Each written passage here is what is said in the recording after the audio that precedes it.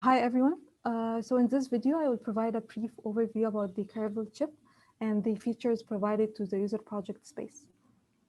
So Caravel has three main components. The first component is the management area, and it contains a Wishbone Pico RV32 and some peripherals like GPIOs, UART, and timers.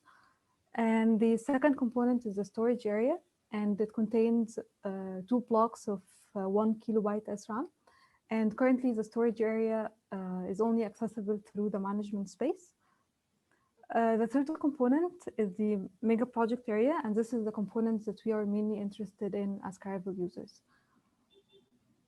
So Caravel provides a number of features to the user project space. The first feature is the I/O ports. So Caravel allocates 38 I/O ports for the user project, and these I/O ports can be serially configured by the management area by running a firmware on the Pico RV32, which configures these four registers. The first register is the XFIR register, and this register initiates the serial transfer.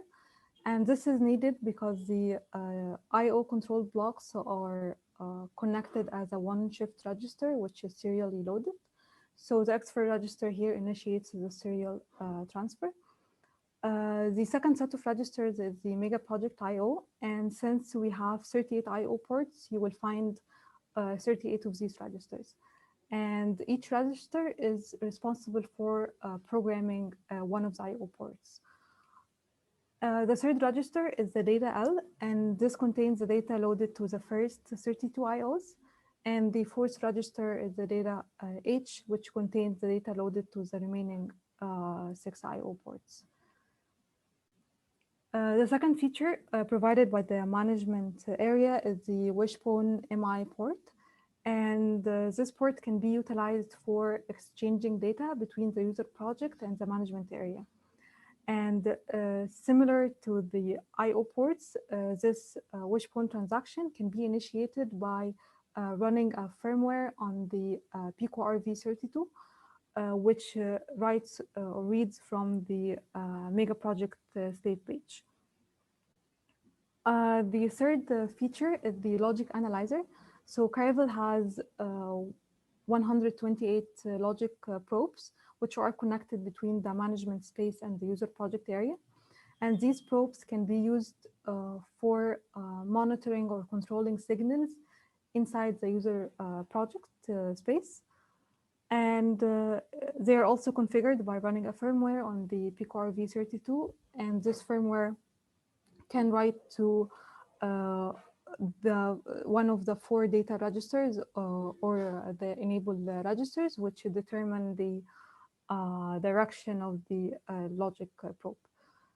And finally, for the user project clocking, the management SoC also supplied the clock for the user project area. And the user project area has two clock ports, the Wishbone clock input and the user clock 2. So the Wishbone clock input, it is the same clock that the management core operates on, and it either comes from the clock pad or the clock output from the PLL divisor. And the user clock 2 also either comes from the clock pad or an independent PLL divisor. So we have a sample user project in the Caravel repo, and this project is simply a 32-bit counter. And it showcases how to utilize the three features. So it uses the Wishbone port to read or write from the count register. And it uses the logic analyzer probes to set the value of the count register. And it also uses the LA probes to drive the clock signal. And finally, for the I/O ports, the sample user project also uses them to monitor the count value.